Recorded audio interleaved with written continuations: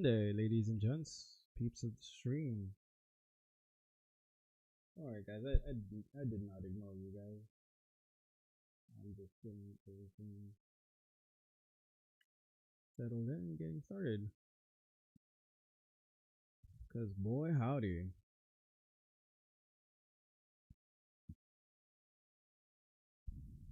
We are gonna get into it. So, if you guys were tuned into the stream last night, we were attempting to do the delicate flower quest, and boy howdy, did I underestimate the the pathway, because man, that is not something that I would have expected.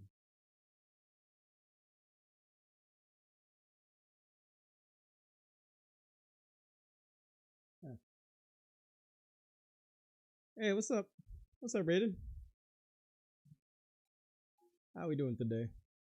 Half a day. There's this energy drink that tastes like Sunny D. Are you for real? We got a drink that tastes like Sunny D? Where is this said energy drink? I drink it now, but my heart rate is probably gonna explode if I drink it. Hey, thank you for liking the live. Welcome to the stream. It's just carbonated. So it's not an energy drink. I would have thought it was an energy drink.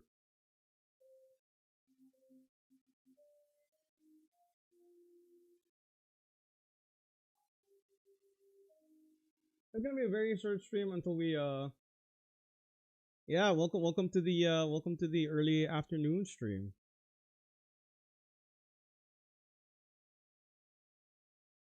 I'm just carbonated. Oh well.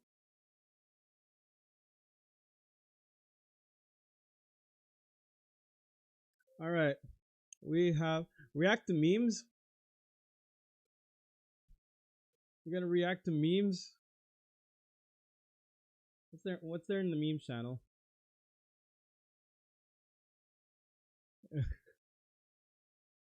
Hey, what? Are we really gonna do this? Hold on. Let me just fix the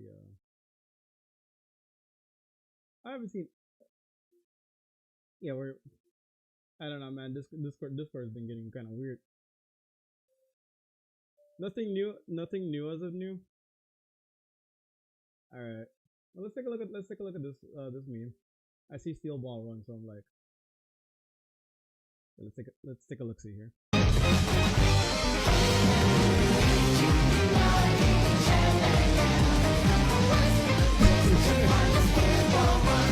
Okay, you know what?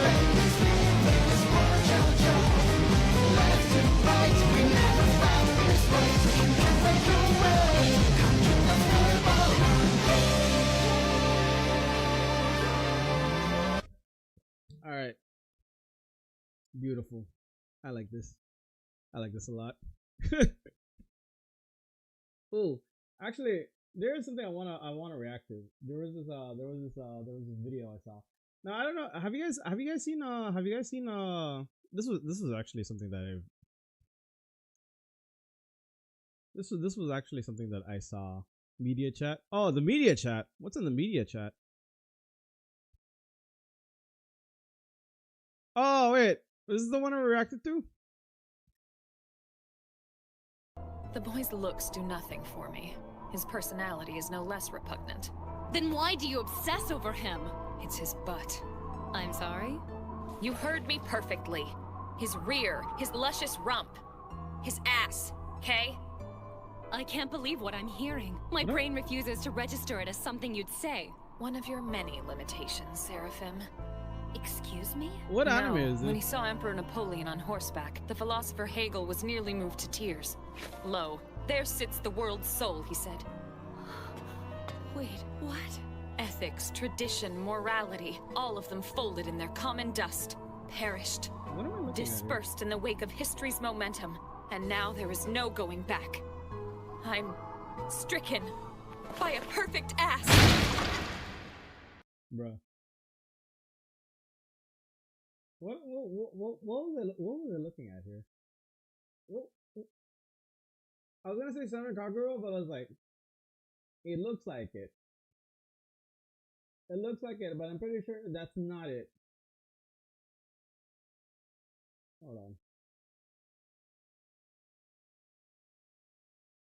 You actually, not too long ago, we were talking about. Oh, Alani! You tried Alani? Alani makes some pretty good energy drinks. How about now? Can you guys hear me? Episode 8. Oh, actually, I saw episode 8. I think we just had a discussion about it not too long ago. I saw a game theory on it though. I actually do want to check that out. Sorry, film theory. It was about the Amazing Digital Circus, and I'm like, there, this one. So the theory is you are essentially trapped in the. All right. Let's take a look here. You are trapped in the Amazing Digital Circus. And I am too. All of us theorists are falling into the same trap as this cast, and there is no escape from the Amazing Digital Circus. So yeah, I watched the Amazing Digital Circus since last December, and my students were telling me like, Mr. Simon, episode 8 of the Amazing Digital Circus came out, and I'm like, bro, what? And so I watched it about a couple of days ago, with Cap, and I'm still shook. Yo, TF Scout, what's good, man? Dude, the fact that episode 9 is months away, like, is even more insane. So like,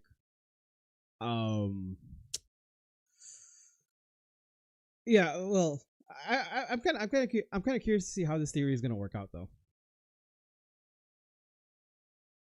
let's talk about it.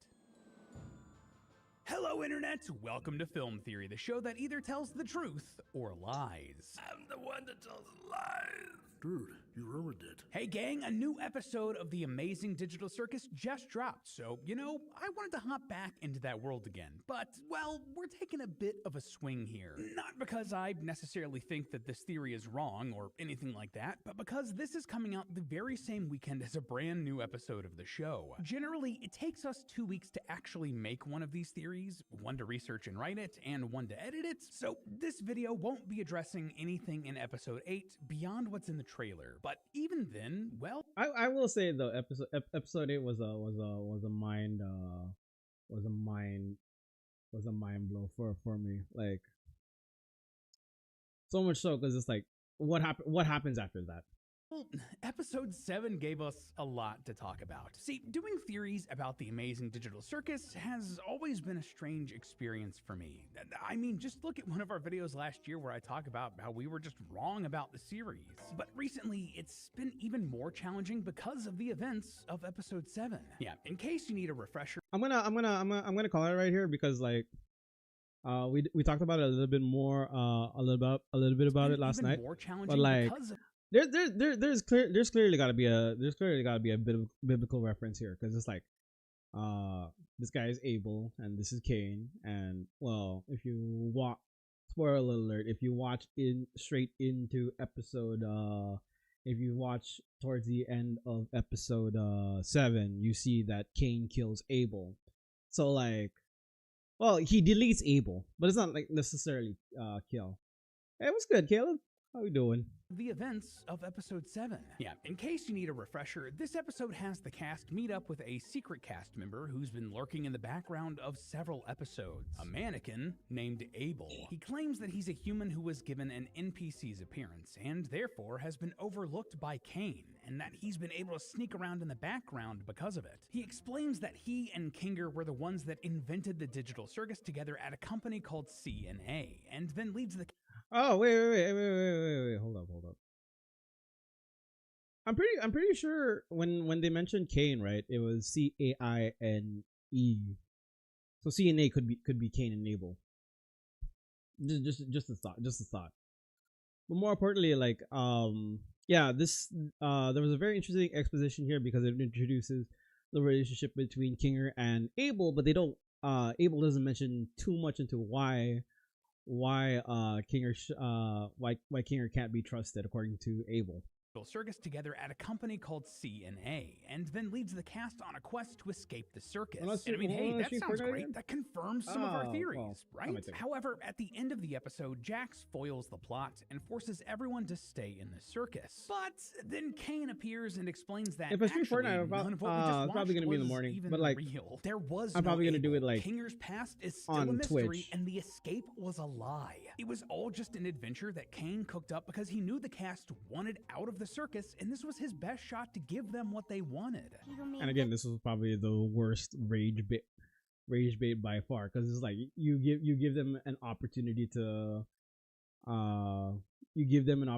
escape, only for them to realize that it was fake all along. I was like, if that's not rage bait, I don't know what is.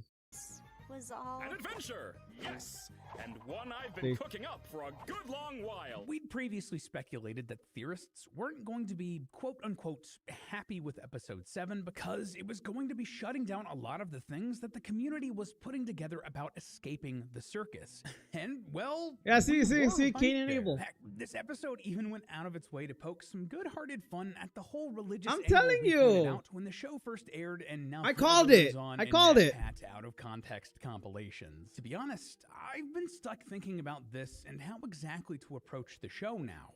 I mean, I really like the series and want to continue talking about it. But, you know, the Amazing Digital Circus really does seem to go out of its way to laugh in the face of videos that explain how one small detail reveals everything. What do you do to work with that as a theorist? And, well, the more I've thought about it, the more I've dug deep to figure this show out, the more I realized that we are just as trapped as the cast here in the Amazing Digital Circus. Me, you, every theorist out there, we are trapped by our ideas, and even then, despite all of that, if we look at 3 pieces of inspirations that we know influenced the Amazing Digital Circus, and one that I'm pretty sure did, we can use those clues to figure out where this story is going. So they would count as like as an additional has character. Been staring us in the face the entire time. We've mentioned this before, but there is no escape from the Amazing Digital Circus. Kane and his AI are going to torture these characters until the end of time, and that's the point. But you know what? That may still be the best thing for this show and its ending. So transform into your circus sonas. So like, you know, going into it, right? If we're going through the religious implication, could that also possibly mean that the circus is supposed to be a representation of, I don't know, purgatory? Right? Because it's like there's no essential escape, right? Until you are cleared of your sins, which was the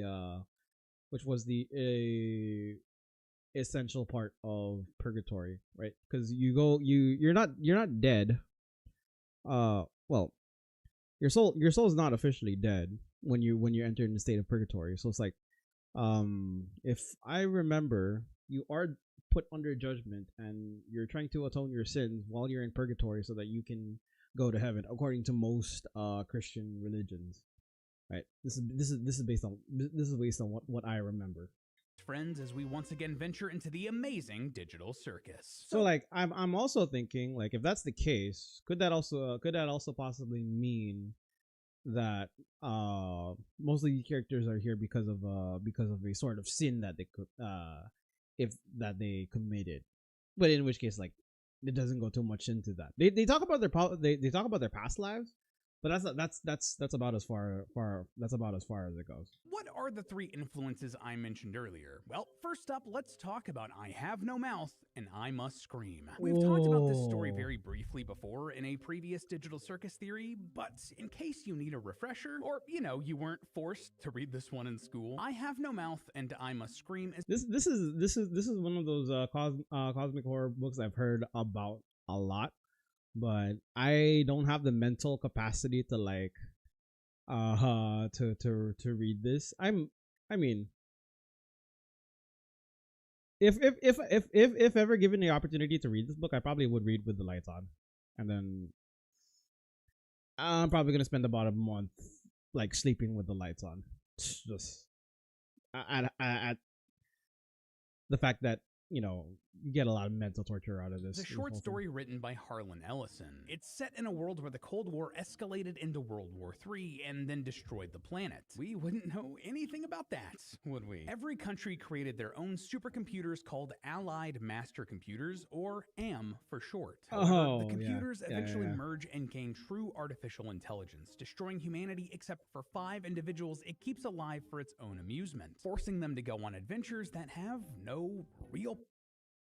Okay, no. There's actually, so if I'm not mistaken, there is a game based off of this. There is a game based off of this with multiple endings, and it was like a really old school, like 1990s point and click adventure. It's very dark and very dystopian, and like you gotta take a look at all the you just gotta take a look at all the TikTok clips, because it's been viral on TikTok also. That's how I came to that's how I actually came to know about this one. It's funny, I heard about it from the game before I heard about the book. Point. Huh. Doesn't that sound familiar? Anyway, the story is pretty short, and you can actually listen to the audiobook narrated by the author himself right here on YouTube. It's definitely worth the listen. I Have No Mouth is an incredibly influential story and spawned its own video. Yeah, see. It's pretty well known that Gooseworks was inspired by the story for The Amazing Digital Circus. And I mean, it's very dark and disturbing. I will warn you that. It is very dark and disturbing. If you dig into the story and what actually happens in it, you'll find a lot about where the Digital Circus story might be going, especially for its characters.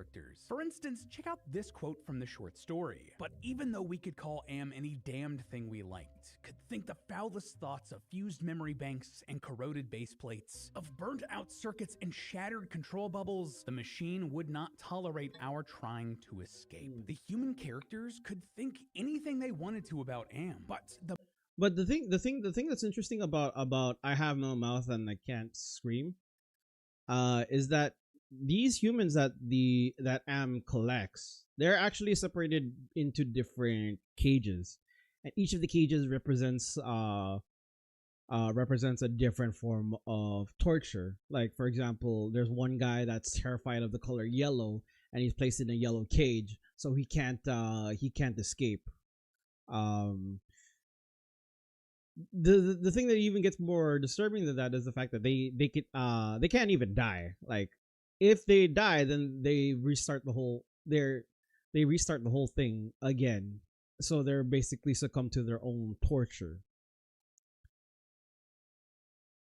The moment they tried to actually leave him, they were punished. Now, this isn't quite the case in The Amazing Digital Circus yet, but given how much Kane seems to be devolving, it could very easily become the case down the line if he starts going more insane, right? Like, there seems to just be a terrible communication. Unless he's saying that we Kane represent the and NPCs, cat, then that's a different story. That's a different story. Communication is difficult, even in The Amazing Digital Circus, but it wouldn't be with the partner for today's theory, Mint Mobile. Okay, we're gonna.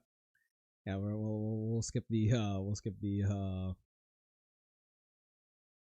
I like the ads, but like sometimes they just don't apply to like our area. So unlimited data plan, my.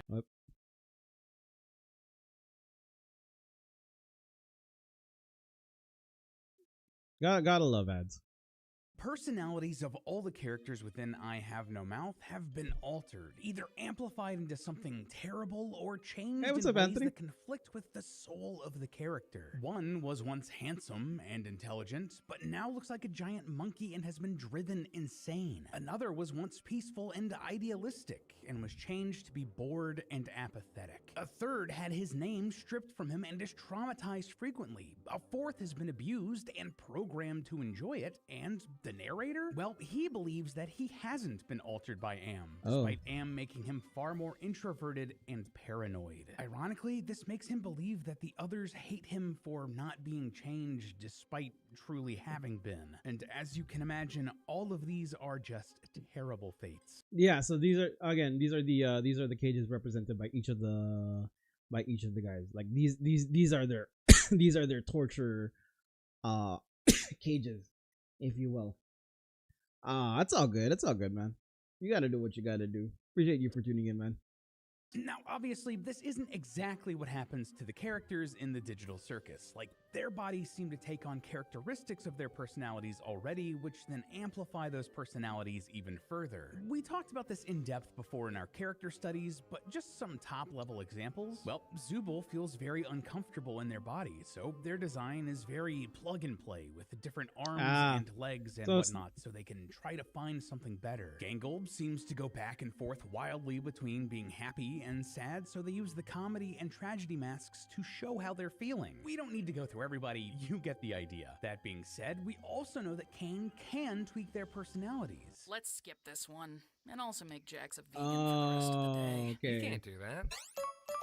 But he insists that these aren't permanent. I may have the ability to add temporary modifiers to make adventures more interesting, but that's it. If I did anything But I more, always thought that this was only limited to the scene alone. Scratch. The first abstraction. Did you hear that? Kinger is remembering somebody named Scratch, the first person who ever abstracted, because Cain changed his personality too much. Here, Cain claims that he doesn't do this that much anymore, but, well, what if he's wrong?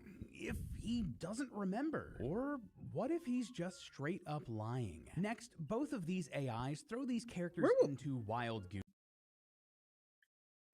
You know, it does make me wonder though. I know it's a work of fiction, but where would Kane's brain be? Just a thought. Where exactly would his brain be? Like, is it in the suit, or is it like a really tiny like microchip in somewhere along the mouth, or is it in his hat? I don't know. It's just a random thought. Chases. The plot of the I Have No Mouth short story is all about these characters looking for some relief, to find some canned food to cure their endless hunger in caves far away. And to get there, they start a massive journey to go look for it without any real evidence that there's even any canned food at the end of the road. That sounds a lot like what happens in Digital Circus episode 7, where the cast latch on to even the slightest chance that there's an escape from their digital prison without any guarantee that there's any chance it could work. And both I Have No Mouth and episode 7 end similarly. When the cast of I Have No Mouth eventually do find the canned food after a dangerous, treacherous, torturous journey, they realize that they can't open any of the cans and put them on this adventure without any way to actually finish it. Similarly, the cast of the I also think like what if the cans were expired too, right? Not like it matters, because they're still immortal. But yeah, what if it was expired? Digital Circus try to escape before realizing that it was all just another game that Cain set up and that there's no actual way out. The motivations for Am and Cain are very different in these situations. Cain was trying to fulfill a fantasy for the cast, while Am was just trying to inflict pain. But that outcome is still awfully similar. And if we apply that to the future of this series, well, I could see Cain once again trying to pull what the cast want to happen as a wild goose chase, torturing them with things that they want just out of reach, but in a way that just makes everything worse. Again, this has been written and recorded before episode 8 was released, but based on the trailer we see, we might get a hint that he's going to be doing this with former members of the cast, characters that have already abstracted. We can briefly see Queenie appear in a scene with Kinger, and it looks like Jax is holding a coffee cup identical to one seen in a photograph with Ribbit and Kaufmo. And look, it seems like Ribbit's shadow can be seen Kaufmo in the is a corner name of I this haven't heard in a long image. time since It looks like episode the 1. story is going to bring in either visions or flashbacks to these abstracted characters, or Cain is going to somehow resurrect them for either the next adventure or in some twisted attempt to make the rest of the cast feel better, to make them love him, even though this would do the opposite. Either way, the main thing we can learn from this inspiration from how I Have No Mouth and I Must Scream handles the characters that its AI is torturing.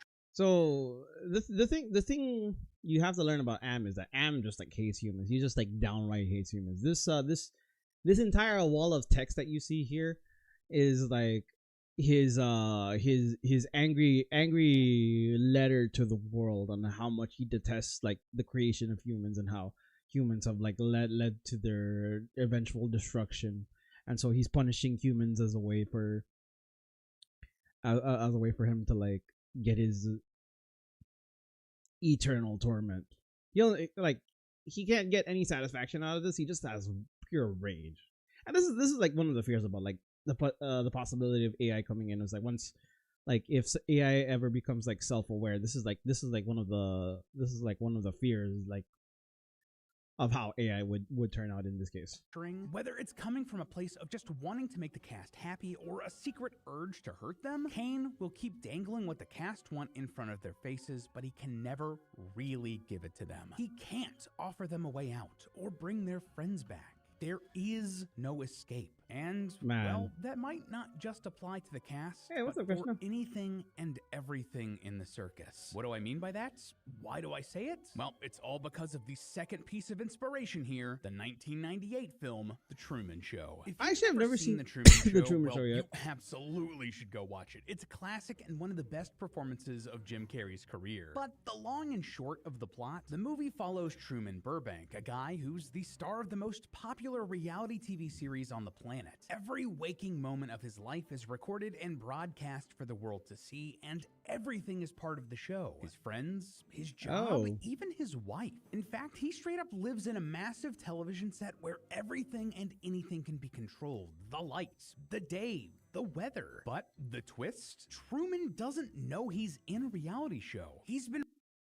I always think like I don't know if you feel the same way, chat, but like I have this weird notion where like I feel like each day that I wake up, I'm in a new episode, and every day seems to be like an episode or like my life is like a TV series, and so like each day represents itself as an episode.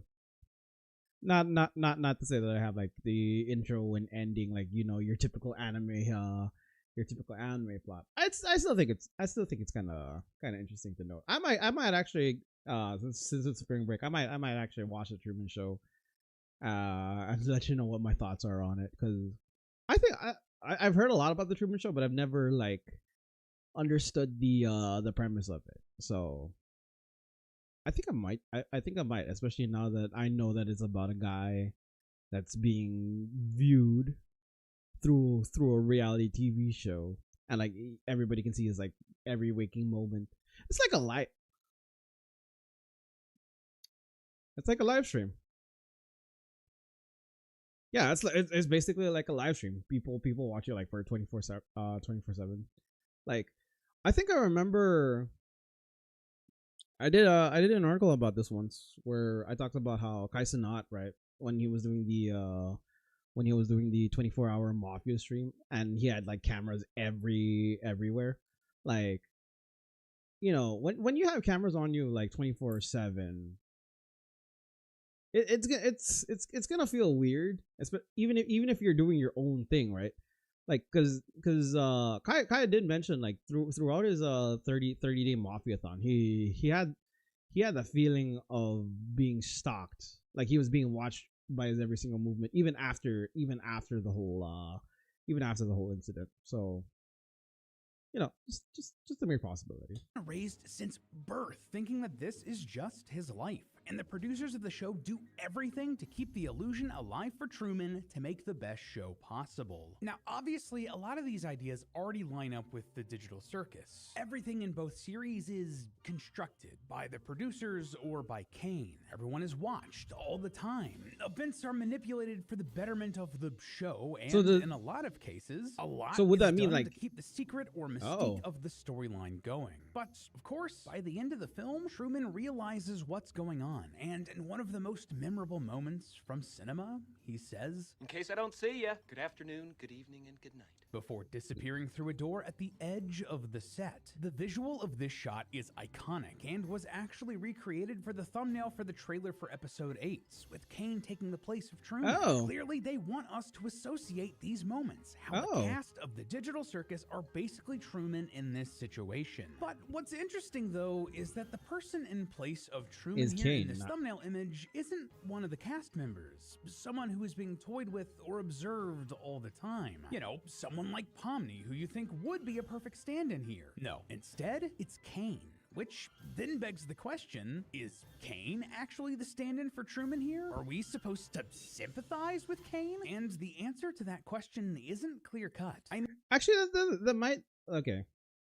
Again, like when you look at episode 8, it might make a little bit more sense the more you take a look at this door. I mean, this is a complex situation. Obviously, Kane is an AI and not in the cool, helpful tool sort of way. He's generating these experiences from regurgitated ideas, like the slop an AI art program would spit out. And he has no real understanding of what it means to be human and alive. You know, thus why he then unintentionally tortures the cast. But also, like, he didn't choose to be alive. He was created. He's also trapped here in the circus in a way. And taking the real world conversation about generative AI out of this show in this situation, I mean, I feel for Kane. He needs people to enjoy his adventures, his creation.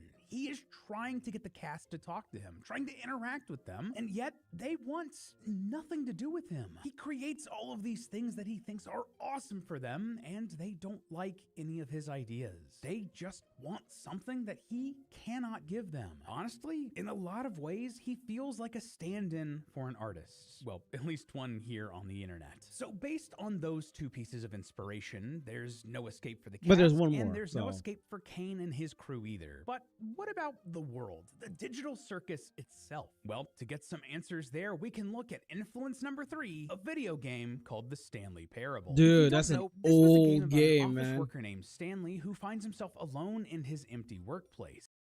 I remember watching a gameplay of this with Markiplier. And this is where like your life like goes in, but like each time you do something, the narrator like literally narrates what you do every single step, every single thing that you do. You walk around. The narrator just keeps on yapping for every single action that you do, and like the big twist with the game like really does take it away. A narrator begins describing what Stanley is then supposed to do, guiding him through the building. But Stanley doesn't have to follow the instructions. I mean, you as the player can, or you can disobey. Every decision leads to a wildly different outcome where Stanley might escape, die, shut down the game, or seemingly break the story itself. And here's the thing. Gooseworks has said that the Stanley Parable influenced a lot of how she does things, and I mean, that's pretty clear, right? Just visually, if you're looking at footage from the game, you can probably already tell that it looks very similar to the quote-unquote real world we see in the we're gonna play Hollow Knight in a bit. From a thematic point of view, well, no matter what, Stanley can't actually win in the Stanley Parable. The game is all about the illusion of choice, and if you disobey the narrator, that has already been written in as an option. Every path leads back to the same loop, everything you do, starting the game over, and in some cases, it might even reset or crash the game. That, loyal theorists, is also the end game here in the digital circus. This is a story where there almost certainly won't be a happy ending, and in a way, everything loops. One character abstracts, and then another's gonna come into the circus, over and over and over. Pomni is just the most recent incarnation of this, and it seems as though Kane and the circus and all of the NPCs have accounted for anything and everything the cast want to do. Alright, so as a quick recap here, the cast are trapped just like I Have No Mouth, Kane is trapped just like The Truman Show, and the circus itself is sort of a looped trap based on the Stanley Parable. Now, obviously, something can be inspired by a work and not take every single theme I'm from trying to piece all this information at the same time. It's like, wow. Before episode 8 came out. But that's a lot of signs pointing towards the answer of how to escape from the torture that is the amazing digital circus, being that there is no answer. There is no escape. And but I feel honestly, like that gives me a lot. That doesn't explain the you part. Why us, right? That we got most of the implications down as to what how the world building and each of the characters were based off of these three inspirations, but it still doesn't. I'm gonna let him cook. A lot of complicated emotions. Like, on the face of things, that's a fascinating way to take this story, and Gooseworks and Glitch should tell the story that they want to. But it's also a bit disappointing as someone who likes there to be answers, that likes to be able to solve a mystery as it's being laid out. But what I believe we also need to consider here actually comes from a final influence on the story of the amazing digital circus. One that I don't believe Gooseworks has directly pointed to, to, but that is still clear. The play Waiting for Godot by Samuel Beckett. I promise Never this is heard of relevant. it. If you're not super well versed on absurdist comedy in theater, Waiting for Godot is the story of two men waiting beside a tree for a mysterious figure known as Godot. The pair never actually go anywhere, and Godot also never arrives, despite the belief that he'll be here tomorrow. The play ends almost exactly where it began, with the two men still standing and still waiting. Now, that might sound pretty frustrating. I think, what was it? Hugby's talked about it before. It was called a bottle movie. So like in a bottle movie, right? The idea is where you have a character and a background, and for the entire movie, it only has one scene. You have multiple camera angles, but it's still focused on that one scene. And there's some pretty good examples of bottle movies. Like Saw 1 was a pretty good example of a bottle movie. Terrifying for me starting off. But yeah, like I don't know. There's a lot of very interesting ones. As an audience member, and believe me, this play can be really divisive for regular theater goers. But if you take a step back and understand what Beckett was going for with this story, things become a bit clearer. Another way to pronounce this title is Waiting for God-O. It's a religious allegory. Oh. It's saying that God is not going to magically come in and save you, and you need to make the best of what you have. And that is the theme of the Amazing Digital Circus. That definitely sounds like something like Friedrich Nietzsche would probably say, or like probably like skew up, or like whoever came up with this movie was probably inspired by Nietzsche. These characters are in a terrible, horrible situation, and for them, a real escape probably isn't going to be finding a literal door that leads to the outside world. I mean, they had an entire episode of the show shutting down that idea. No, the real escape is going to be a change in mindset to survive their new reality. And the conclusion that I've come to after spending months thinking about this series and trying to theorize our way out of this show, out of the problems that it's laid out before us, as a fandom, that's leaving us just as trapped as the characters in the circus itself. Like, think of it this way. The Amazing Digital Circus is a series that just did not go the way that we expected, that I expected. It seems like there's no real, true means of escape here. As we've said, there isn't an answer, which can feel disappointing. Who doesn't love to feel like they've solved a puzzle? And I mean, we're theorists. We like to look at story beats and predict what comes next. When Tommy tried to like escape. A lot of the time, we yearn for that happy ending. But that just isn't the story that Gooseworks and Glitch seem to want to tell here. Have you heard the term death of the author before? It's the idea that when a work of art is released out into the wild, what the author intended it to mean doesn't actually matter all that much anymore. You can agree or disagree with that. I see both arguments, though personally I agree with it more than I don't. But that doesn't apply when the work is still being made, when it's still being written. The author isn't dead until they actually make the art. And what Gooseworks and Glitch are still making with the Amazing Digital Circus is what goes right now. They have that final say. Now, let me be clear. That is not to say stop theorizing. We should never stop looking at the world from new angles. But when it comes to a fictional world like this, that shouldn't be an excuse to go after a creator just because the theories about their work didn't pan out, or the story didn't go in a direction you wanted, or the character you wanted to be the main one isn't the main one. I don't want us, both the loyal theorist community and any online community that loves overthinking media like this, to get trapped here. I don't want us to be like these characters, searching for an exit where there isn't one. This show might never give us the answers we want, and you shouldn't be upset about that. Trying to find a way out or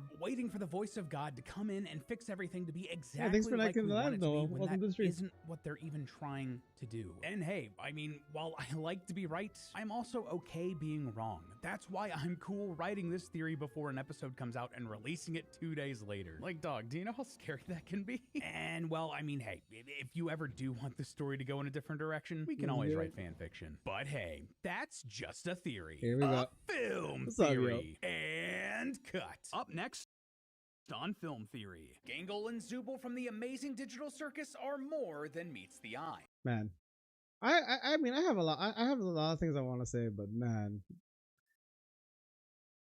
whew, that was definitely a lot to unpack. You gotta watch the Amazing Digital Circus.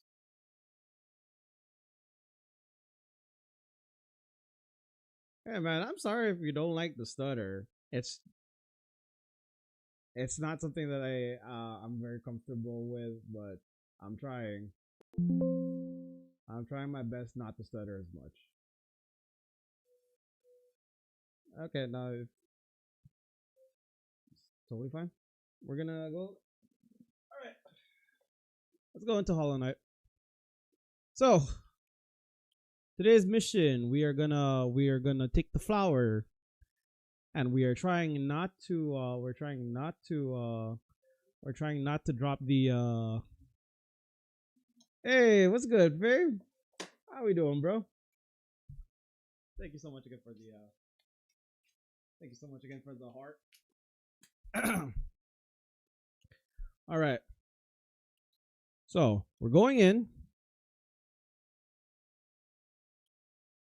The objective here is to deliver the flower and bring it over to Queen's Garden.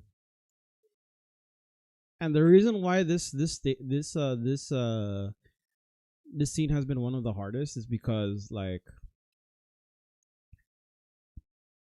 I had no direct way to like get through without like all the monsters hitting me. So basically, if I get hit while carrying this flower here, it's gonna break, and then I have to go to this person over here to get a new flower. So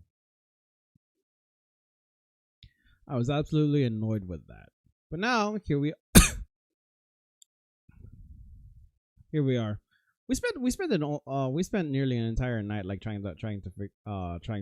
Whoa, okay. See what I mean? Flower got destroyed.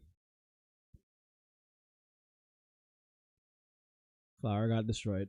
So now I gotta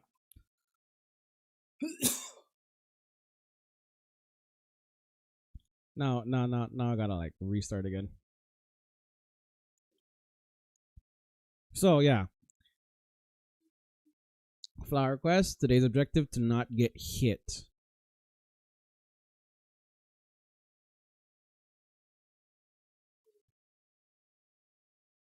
Seriously, I wish I wish I could just remove the the text. Like I mean not remove but like skip the text, cuz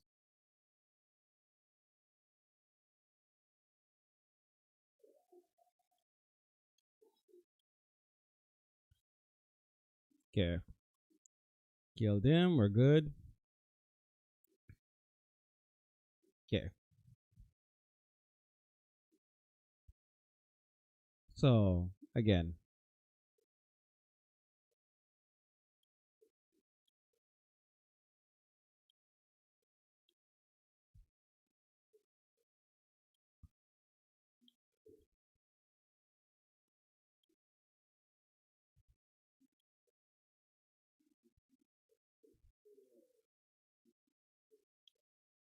Okay, cool. Okay. Because it's annoying to carry all. It's annoying to like carry the flower without like having to go through all of this. So that also includes like the terrain in this game, like the cliffs. The cliffs almost took me on. I'm not gonna lie. So I have to be very, very careful and be very, very meticulous into how I approach these things. Because everything here can explode and everything here wants to like get rid of me. Okay, cool. See that? So like I'm trying to be as careful as I can so I don't need to like restart this whole ordeal. Never mind. I gotta restart again. See what I mean? So annoying. Okay. I swear this lady's probably this lady is probably gonna like already annoyed with me. This is worse than doing those egg quests in Monster Hunter. Like it feels like that. So annoying. Oh yeah, I saw the trailer for the City of Wolves, man. I was surprised they put Kenshiro in the game, Mr. Omae wa mo shinderu, right? That guy. Yeah, I saw that, man. I was like, yo, I think I might just give City of Wolves a try myself.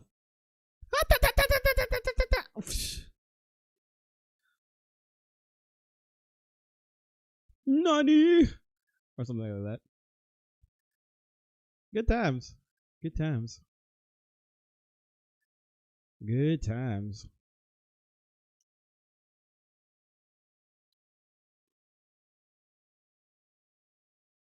I also need to complete the Pantheon. But I should probably finish the masks, the vessels, and the mask shards. Oh yeah, yeah. That was it was a great fighting game. Fist of the North Star was Fist of the North Star was pretty good. And the graphics really like it really does fit the it really does fit the oh freaking A, I did it again.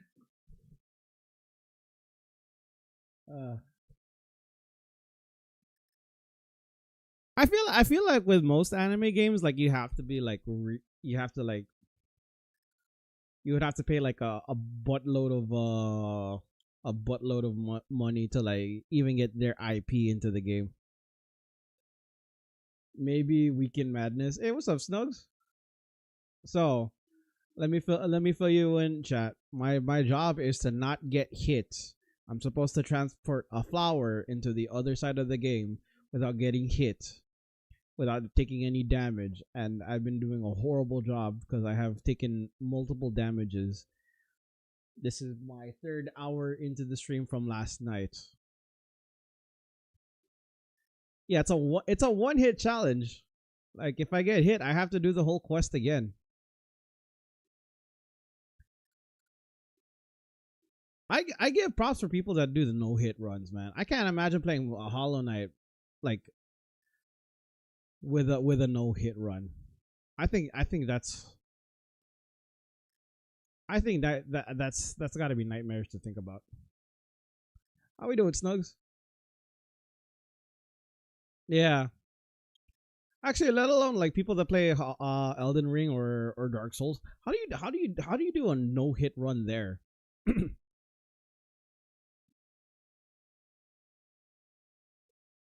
One can only one can only imagine, you know.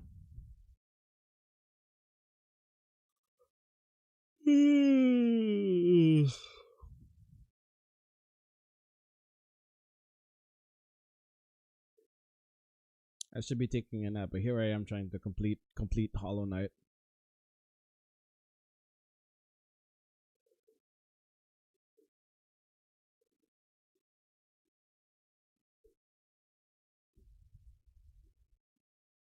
Okay. Bro! It happened again! It hurts so much, chat. I don't know why. I don't know why this keeps happening, bro. I'm about to cry like this chick over here.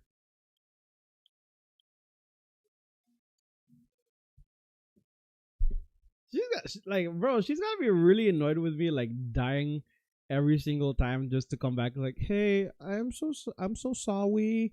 I booked the little flower. Can I have another, please? I promise I won't break it. And then she looks at me like, why? Why do you keep getting squished, you freaking bug? Or something like that. I don't know. She looks like a giant tissue. I'm not gonna lie. Like a giant wad of tissue. I mean, the resemblance is uncanny.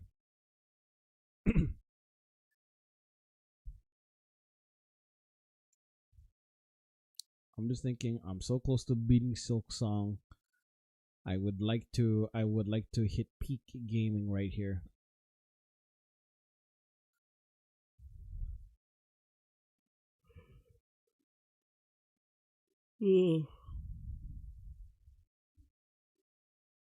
Okay.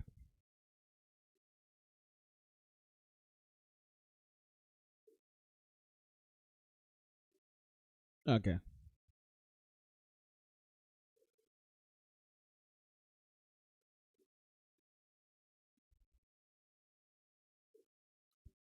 Okay. So I should be fine.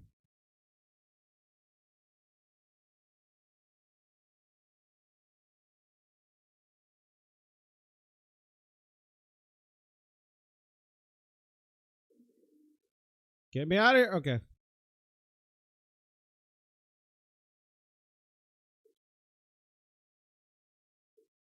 Okay. Okay. I can't believe these aspids don't die though. I gotta go through the fungal waste, man. There's oh freaking I touched the thing. Oh man.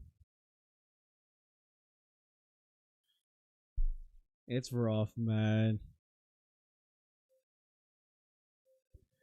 It's rough out here, chat. I gotta go back to the tissue again.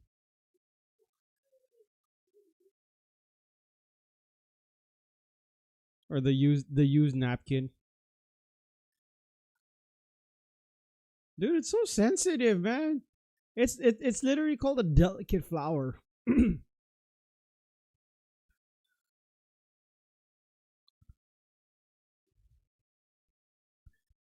know what? Just take me back to Path of Pain, man. I don't want to do this anymore.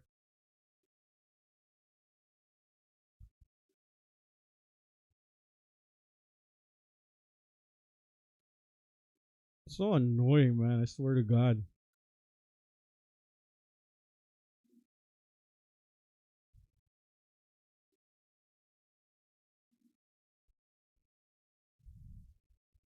So yeah, fungal waste.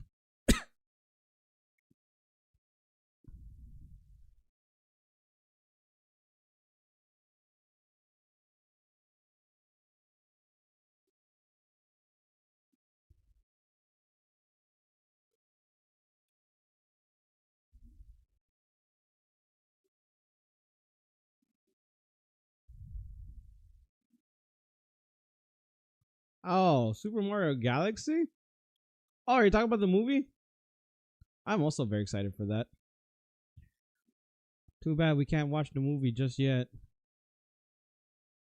Not yet. Yeah, bro. It's rough like that. What can you do?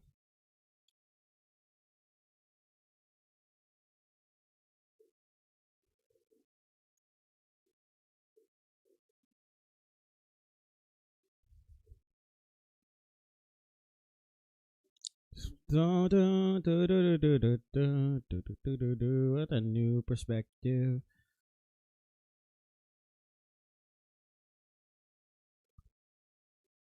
Okay.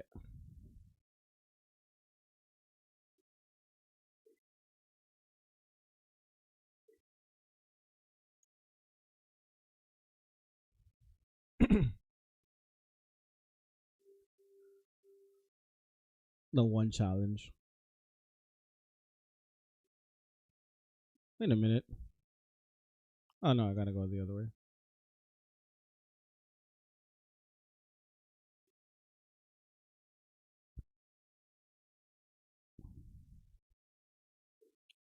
Oh, is this the part? Okay, this is the part I probably don't like. Yeah.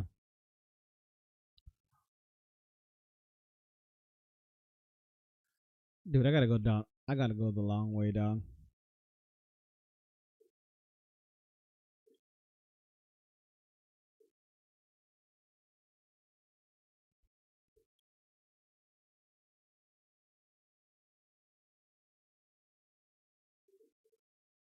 Thankfully, I'm not affected by the acid anymore. But there's a plant. There's a mushroom over here. I don't like to work with because it explodes.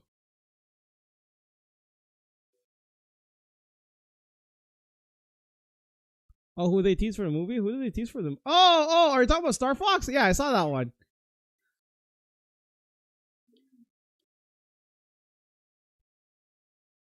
Get your goop out of my face. He's dead, right? Yeah, he's dead.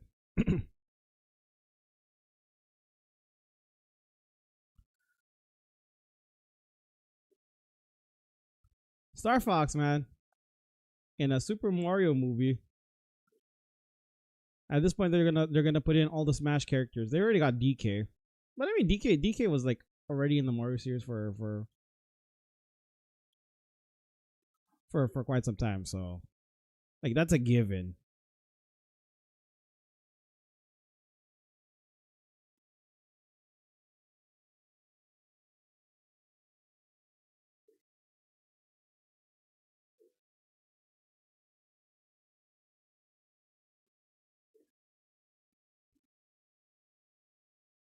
Oh yeah, this is my usual path.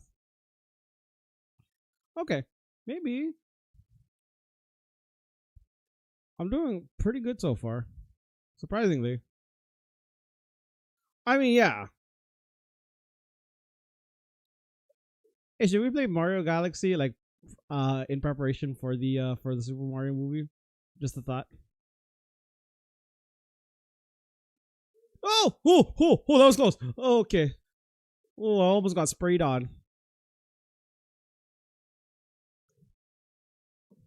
That was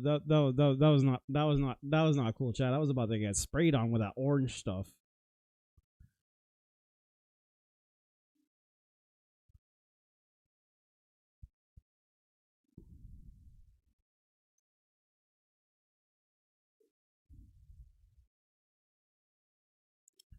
Okay, cool.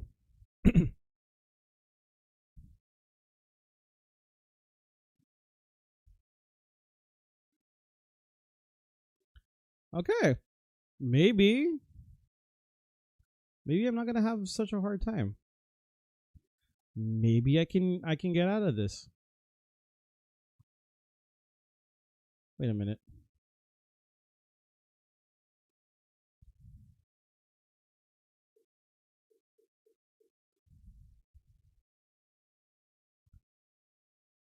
Oh wait.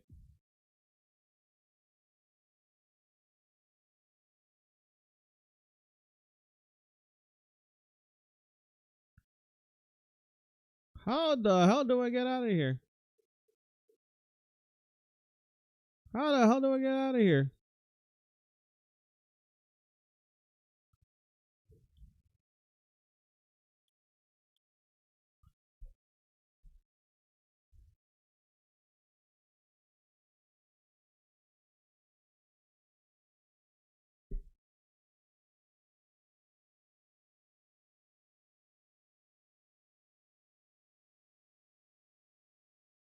Man. Oh, I need to go to the other side?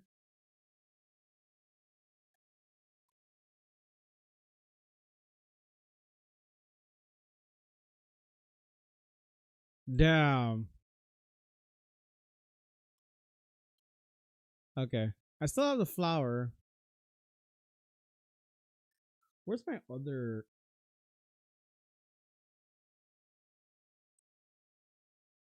Where's my other option? Because down here didn't work.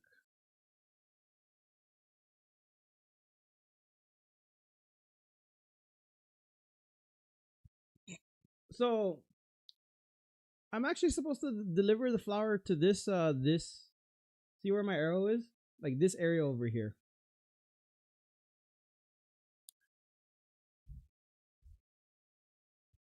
That little graveyard over there.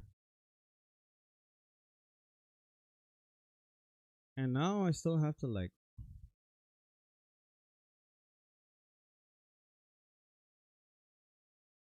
unless I'm thinking about my options. I think I could probably go into Fog Canyon through the overgrown mound. Oh, on top of the overgrown mound and then work my way there. That's probably the okay.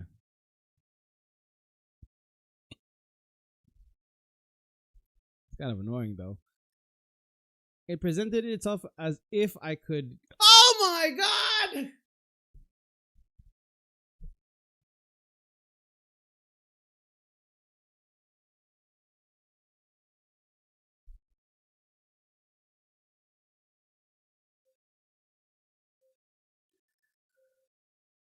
How many times am I gonna rage quit over this, man?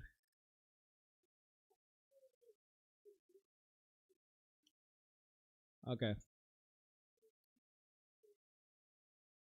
That's one too many crash outs, man. That is one too many crash outs, goddamn.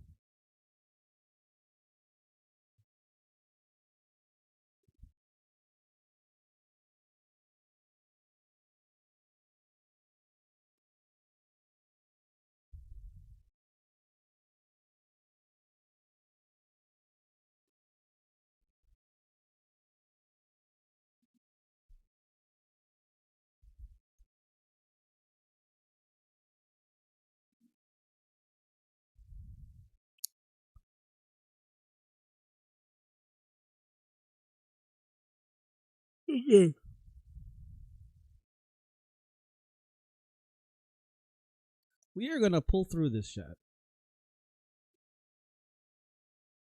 I believe.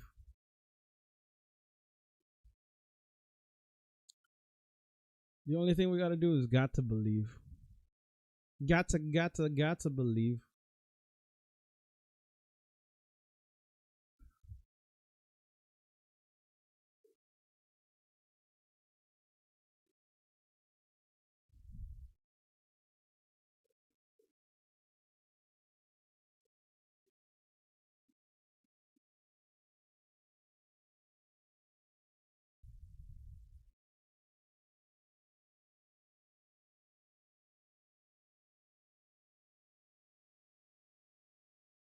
Yeah, I'm gonna have to go through Fog Canyon, man.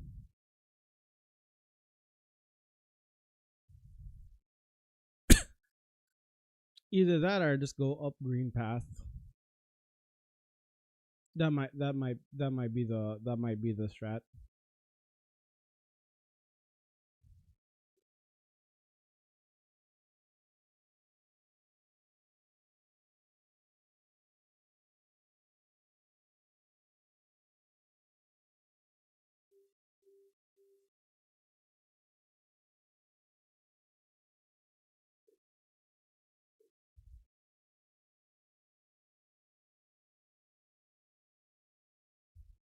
She is reckless, but she's kind.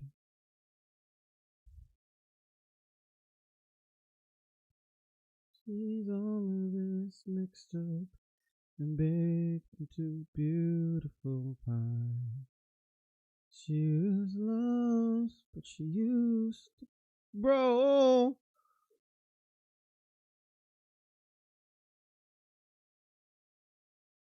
I got rained on, man. Are you kidding me?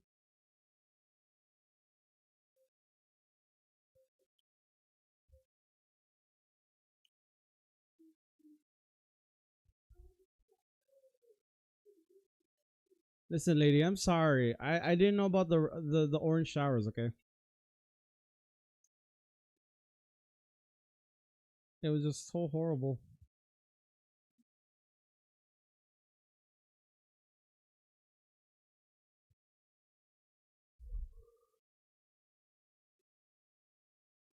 Okay.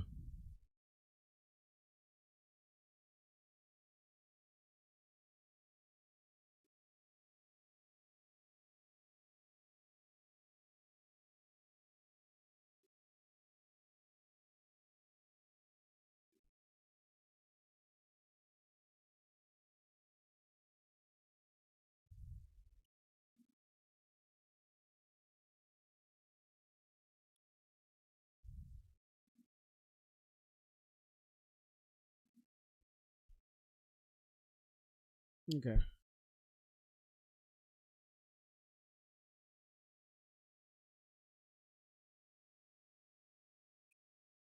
Okay. We're jumping, going through.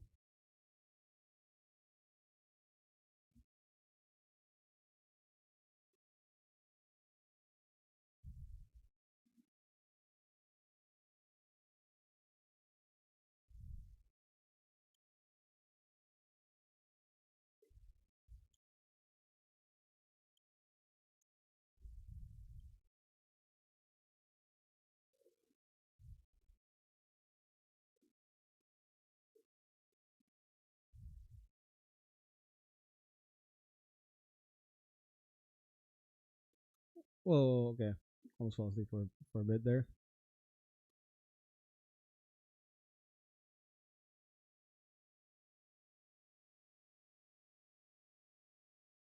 Almost fell asleep there.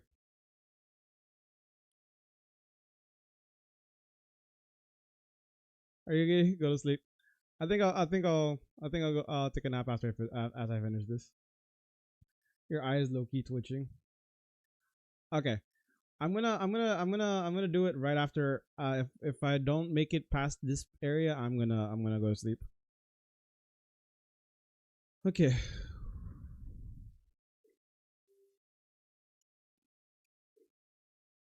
Yeah. Okay. Just don't want to deal with the orange showers, man.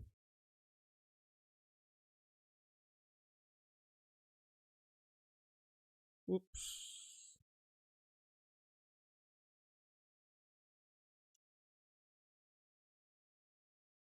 Okay.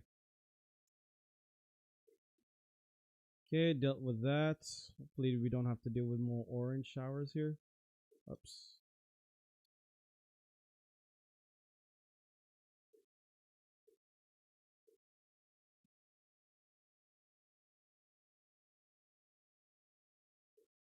Okay. That's not. Oh yeah. Wait, no, that's not green path.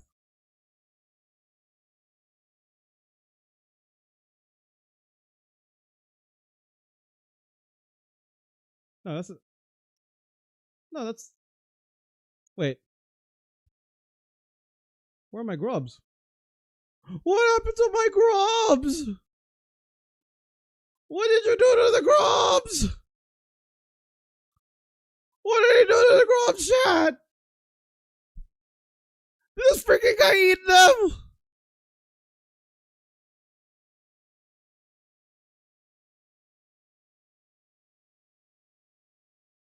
What did he do? Bro.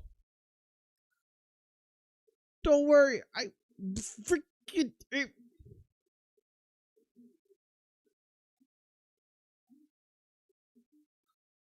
This freaking guy.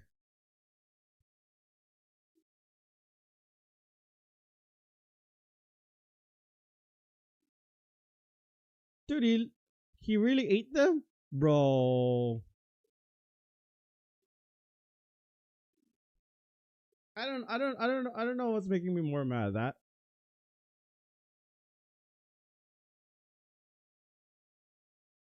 he ate them, man. He freaking ate them.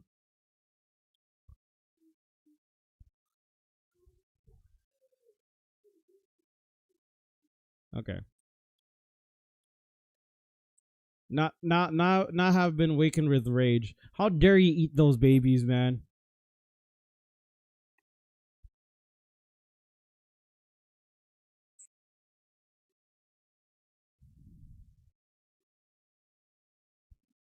Oh my god, that's so bad, man.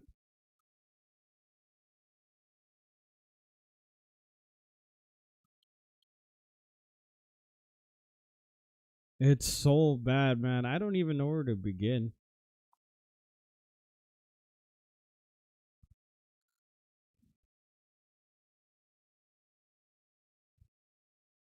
So bad. Bro, I can't believe he ate that, man. Why? They didn't do anything wrong. Those babies deserve to be free. And that big back freaking ate them, man.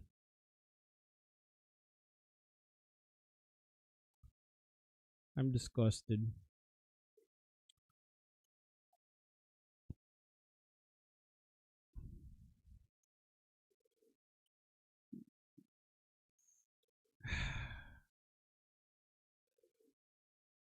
I have been sad in chat. All those grubs that I worked to free, and they're all dead.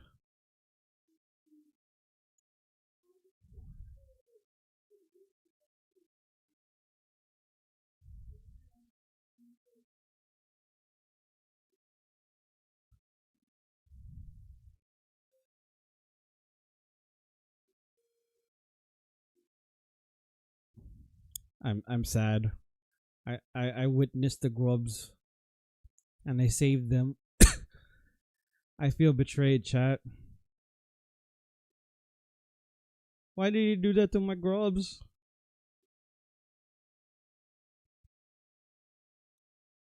Why did he eat them?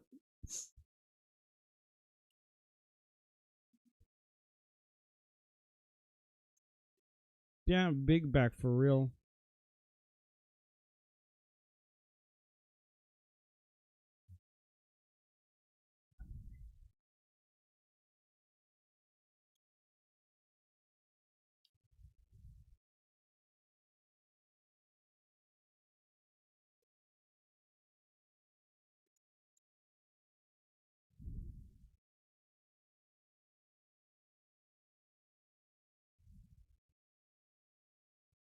I don't know, chat. I don't know what to feel anymore.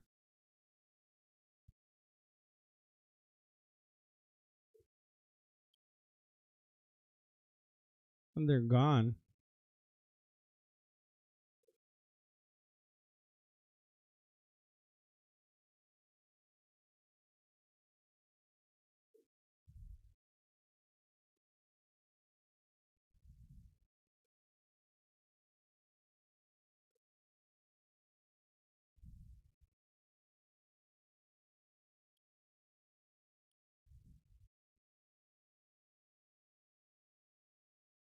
Hey, wait. There's a shard.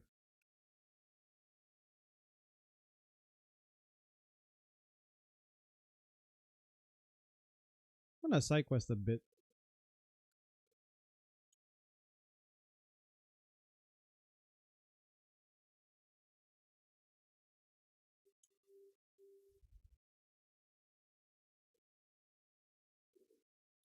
Woof. Woof. That's kind of scary, though.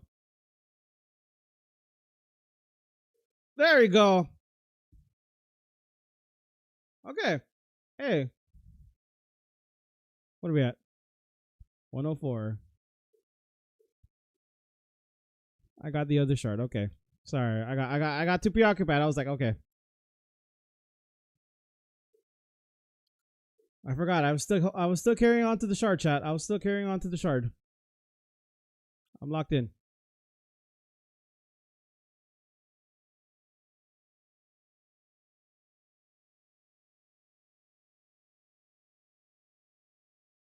Whoa.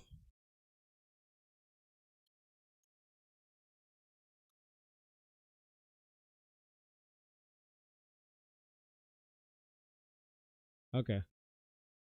So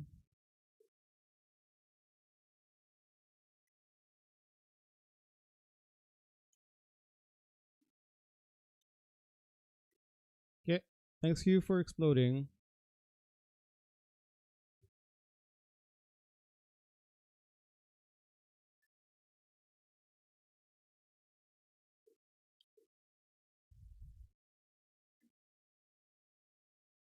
Okay. All right. I got a long way to get to the. Okay, so if I. Hey, what's up, Teal? How we doing? So I'm doing a challenge right now where I'm not trying to get killed or not killed. I'm trying not to get hit. I'm supposed to carry I was tasked to carry a flower to the to one of the grave sites. And if I get hit, I have to restart the quest. And I think I am a few blocks away. Had a good nap. Oh, nice. I'm probably gonna take a nap after this, man. I feel like I'm getting closer to finishing this game, but every single time I say it, I get like a whole laundry list of like I get a whole laundry list of tasks that I need to do. Whoop. And I don't like venturing around here because everything explodes, which means if I touch any one of these creatures in the game and I get hit, I'm done for. So everything here is like a ticking time bomb. Like that. And I'm trying to be as careful as I can be. As you can see, I have not blinked throughout this entire stream.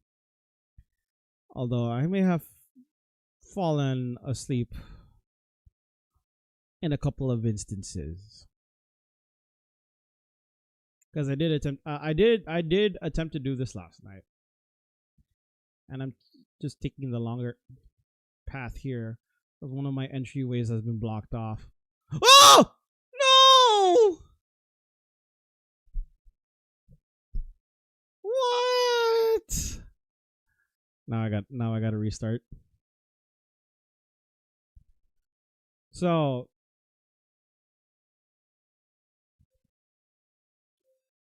yeah, that's why I'm flipping out because I have to travel from the resting grounds to the Forgotten Crossroads into Green Path, maybe travel a little bit into Fog Canyon, and then get into Queen's Gardens.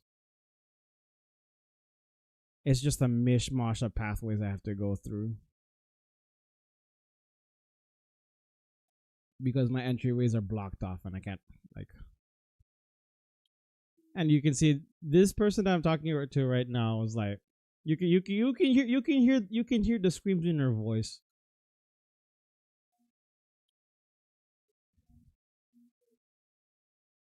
Cause like, I'm pretty like she's getting annoyed every single time I like mess up this quest because I have to come back to her and be like, please give me the flower so I can do this quest again. I promise I'm not gonna mess it up. And then boom, it happens again.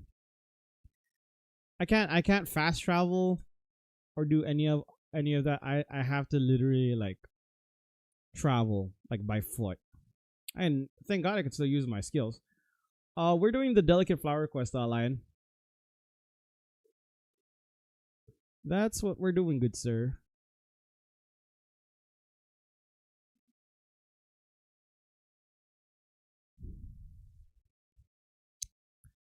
Although this portion makes me want to flip my table over because I'm like, bro, why is it so hard to like try to finish it, you know?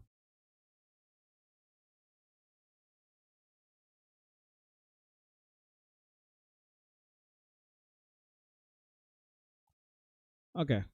But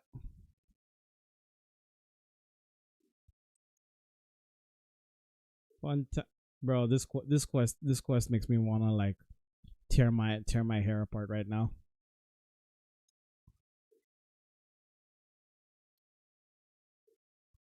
My usual entryways are blocked off, so like I can't even do the mostest right now.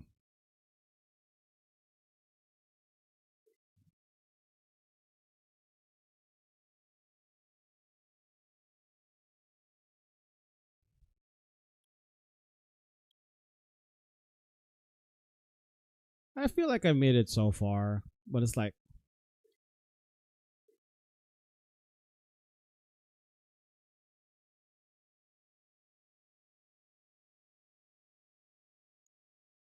I just gotta breathe in, think about it, and like not go too much into it. I'm just traveling up.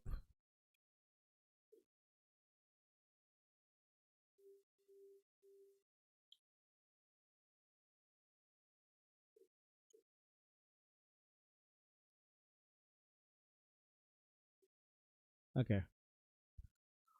All right, cool. Yeah, we made it this far, chat.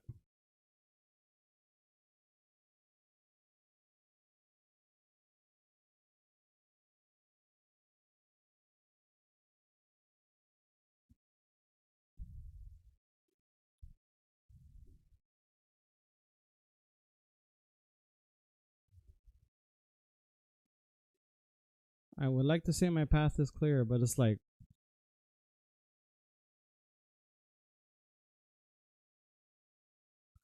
wait, you can take the tramways? I thought you can't take the tramways.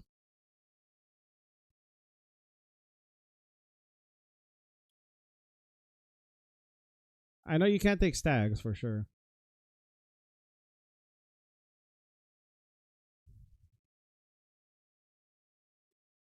Yeah, because the stag would ruin the.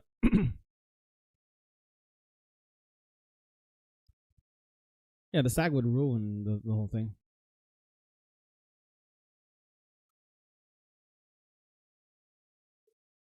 Ooh. Freaking bush monster. Okay. This quest has an extension? Huh? Huh?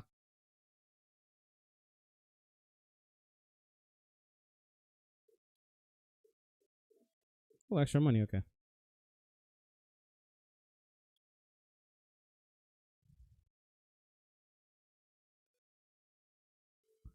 Okay. So, straight descent going down. What an interesting time.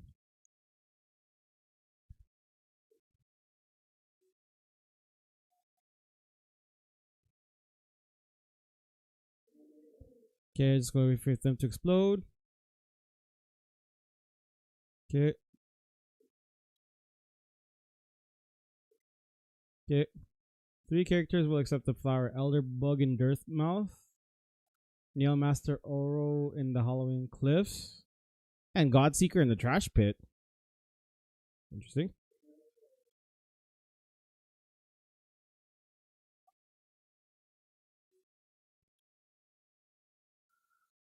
Okay.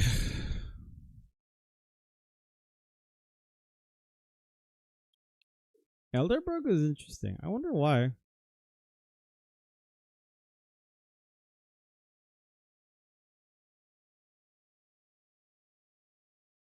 Okay, this is where the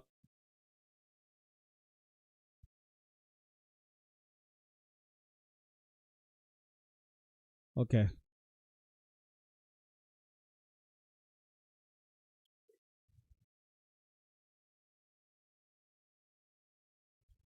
Oh my god, no!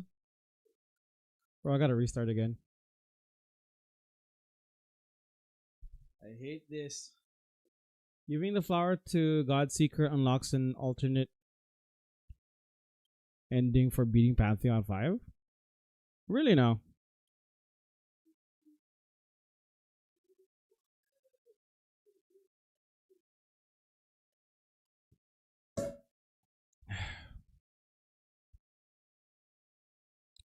It's so annoying. Hold on. If I take it to Forgotten Crossroads, maybe. Oh, what's up? What's up, Ava? I don't like this pathway, man.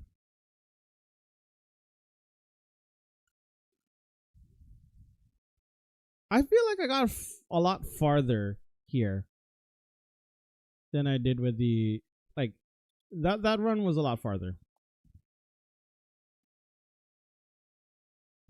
Oh, okay then. All good, all good.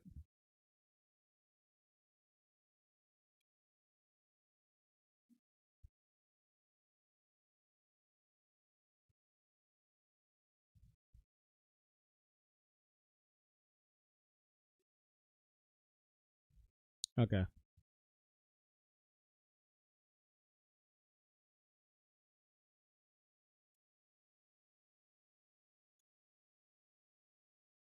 All right.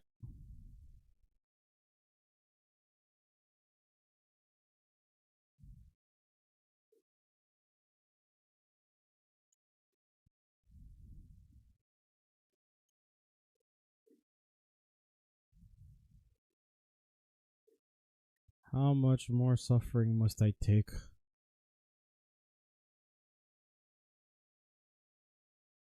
You know what? Path of Pain was definitely not as bad as this.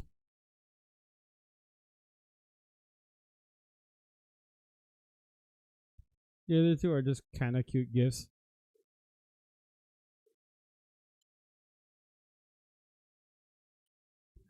I knew those annoying balls had something to do.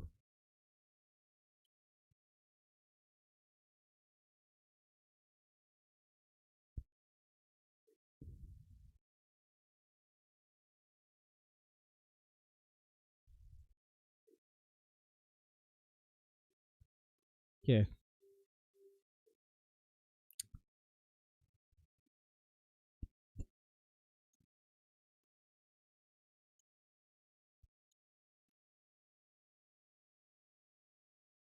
Okay, we're good. We're good. Oh, okay.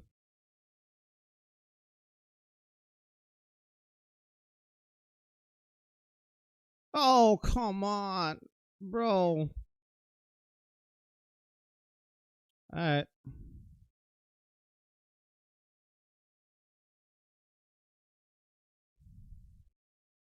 That's nice.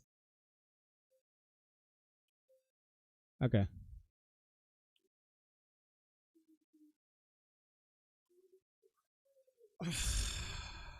Man.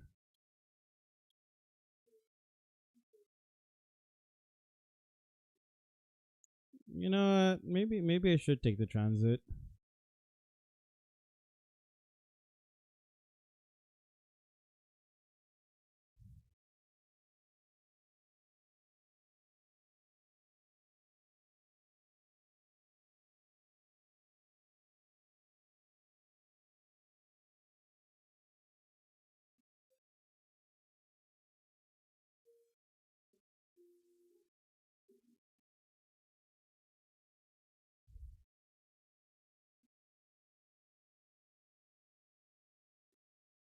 Eh. Okay.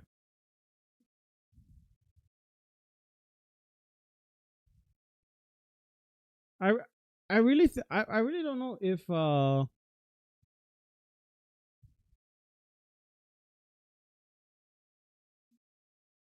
crap.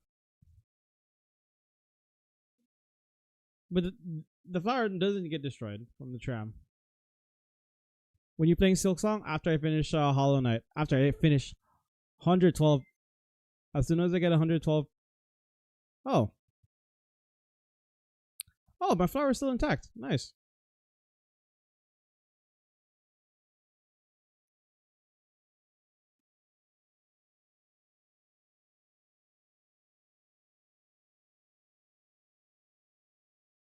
Huh.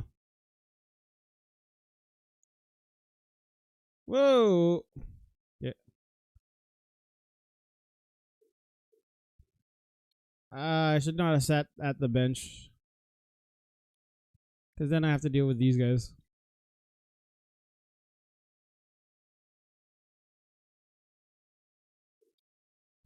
Why are you documenting all of this as we go through this? Don't you guys have anything better to do on a Sunday afternoon?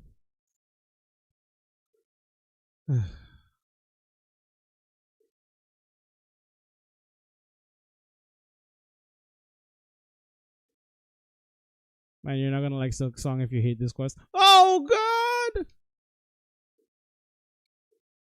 Back, you beast. Yeah, I don't think I'm gonna survive.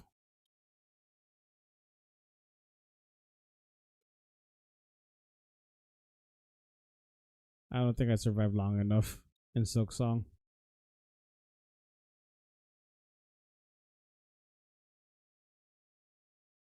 Oh, cool. That took care of my problem. Oh! Oh my god.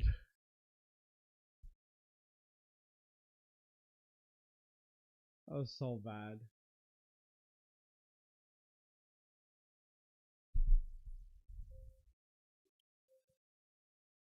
But was it necessary to do that though?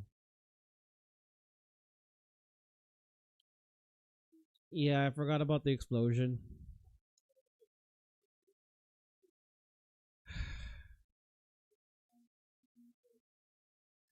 Oh, what's up, Bill?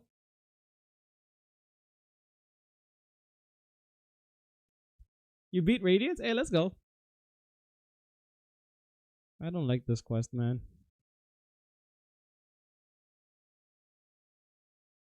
I really don't like this quest.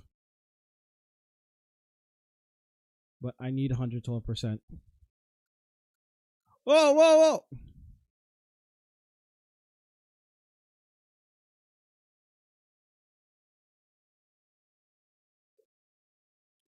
Okay.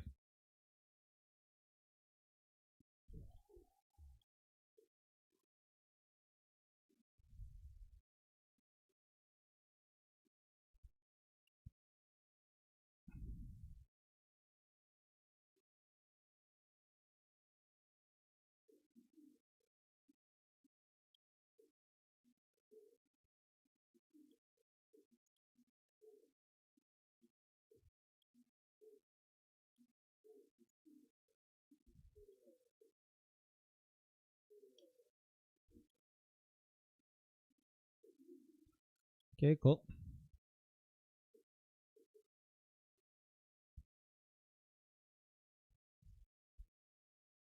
Yeah, but the problem is there's a path that's like blocking my way to get there. So that's why I'm taking green path. Unfortunately, I have to take the green path.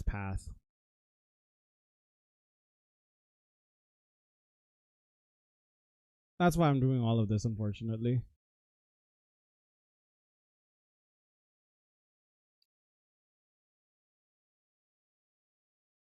Quirrell? Who's Quirrell? Oh, or unless you're talking about a.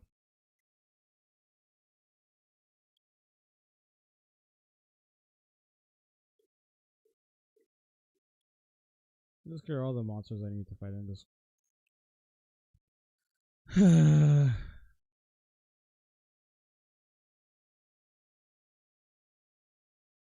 Oh, I can give it to the elder? Oh wait. Because if I give it.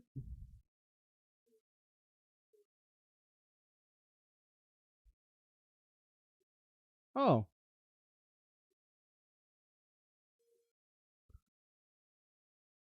Once you finish Monomon, Quirrell will be at the lake. Talk to him. Alright, but.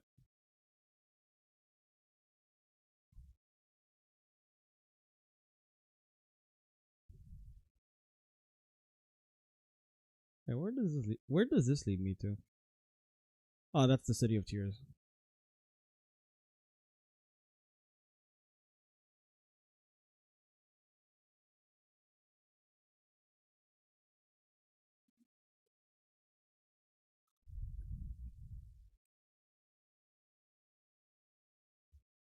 Yeah, if I can give it to the Elder Bug, that would solve a lot of my problems. Wait, where's Quirrell?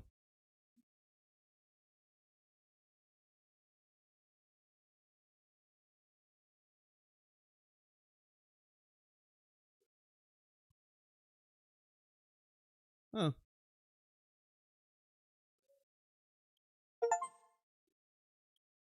wait. Spend a final moment with Quirrell? What? Oh, damn. Wait, leave and come back? Hold up. Wait, what happens? He's gone. Where did he go? Where the hell did Quirrell go? Is he dead?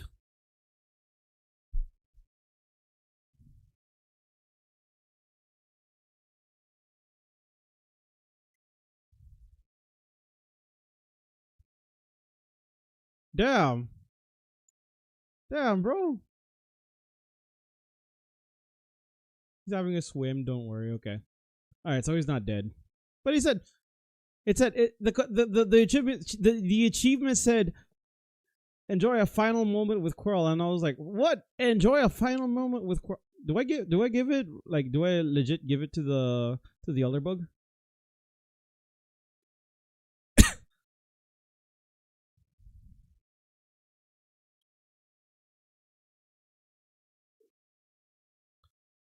Damn. Damn, bro. This game's gonna leave me feeling sad. So do I give the flower to the Elder Bug?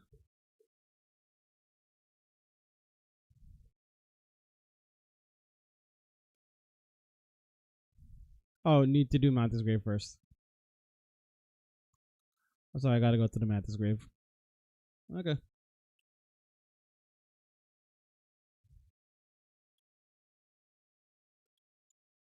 I hope not. Crow seemed like a nice guy. He's probably he's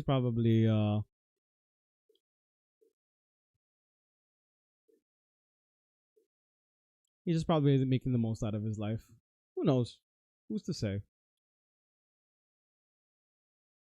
I'm not Quirrell.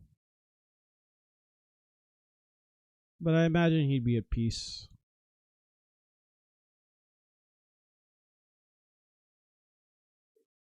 Oh, I can give Godseeker.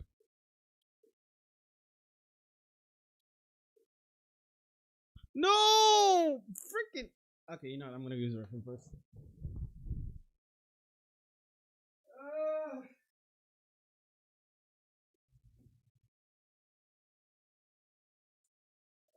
I forgot to say this.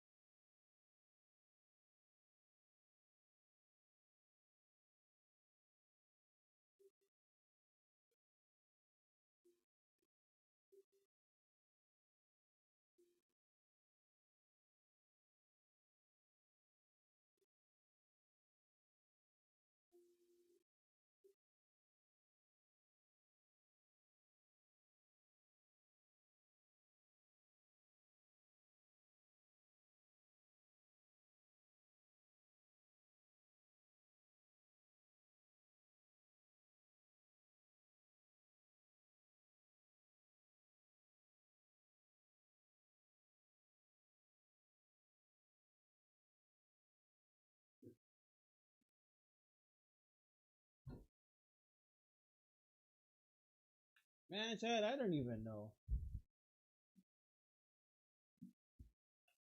Man, Chad, I don't even know, man. Okay. Let's try this again.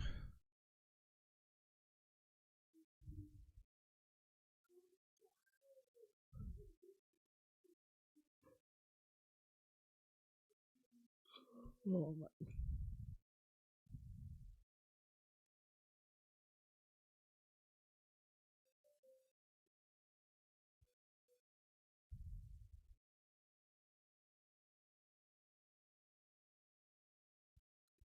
Oh.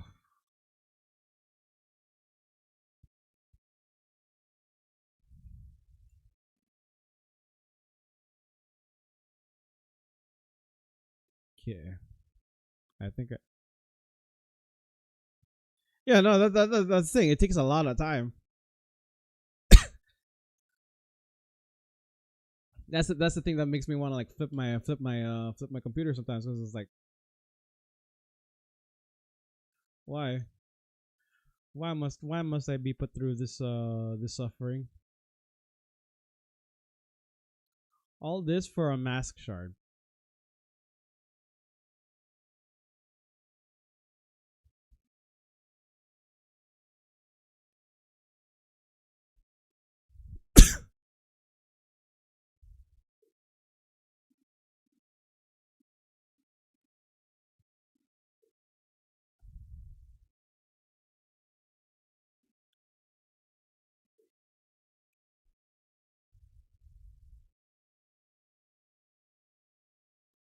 You think the forgotten crossos will no longer be infected anymore? Because I'm sick of it.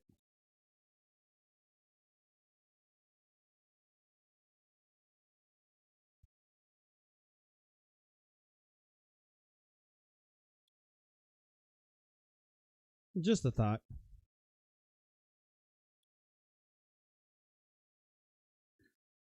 Okay.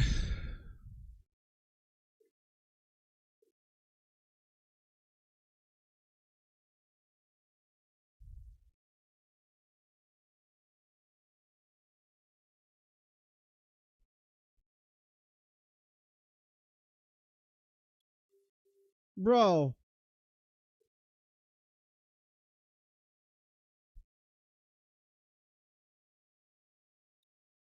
Damn bugs, man. I swear to God.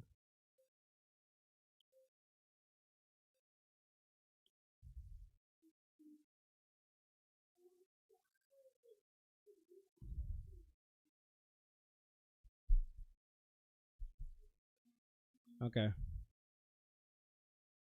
One more time. This will probably be my last one, and then we'll try again later on tonight after the podcast.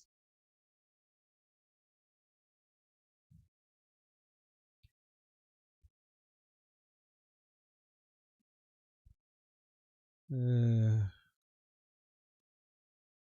don't know. I'm just sad, chat.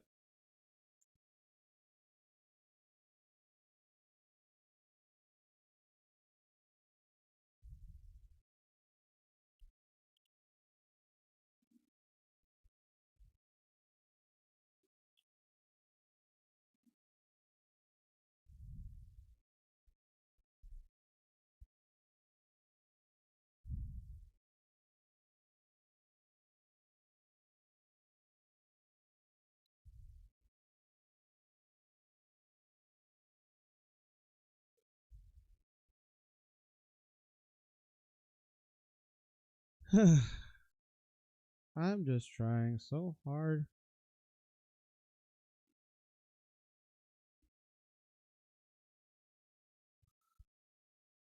Maybe this might be the one. Who knows?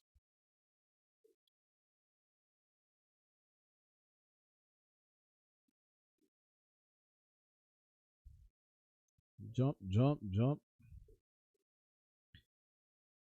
It doesn't look like it, but I'm getting really annoyed at like getting hit.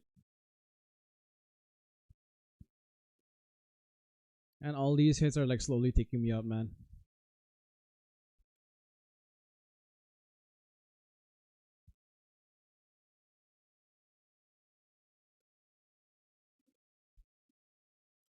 Whoa, okay.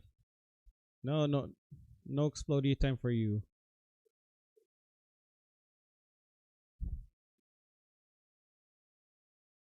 Honestly, man.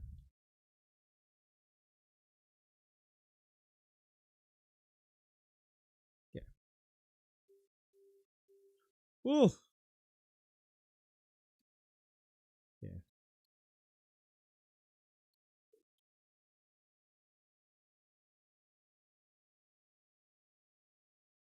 Oof.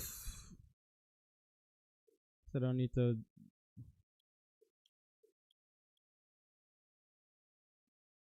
Okay, patient.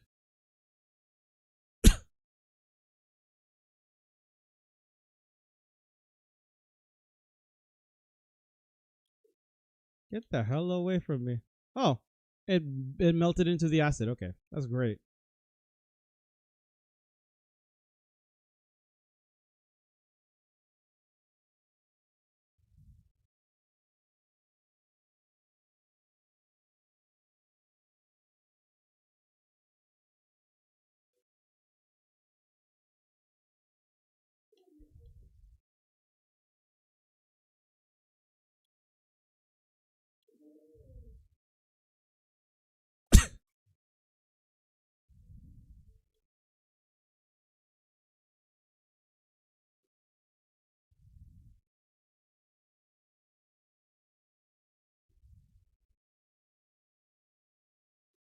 How much longer to freaking Queens Gardens, man?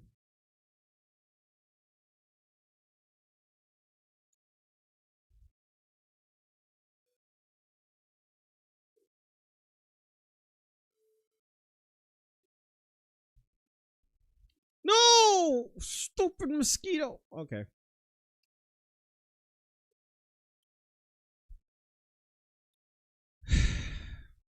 Yeah, you know what? I think this is it for me. We'll try it again. We'll run it back.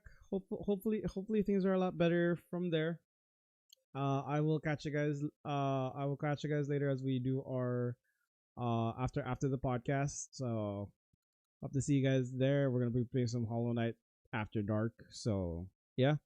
With that said, ladies and gents, continue to stay amazing, and I will see you guys in the next stream. Stay groovy on. Peace out.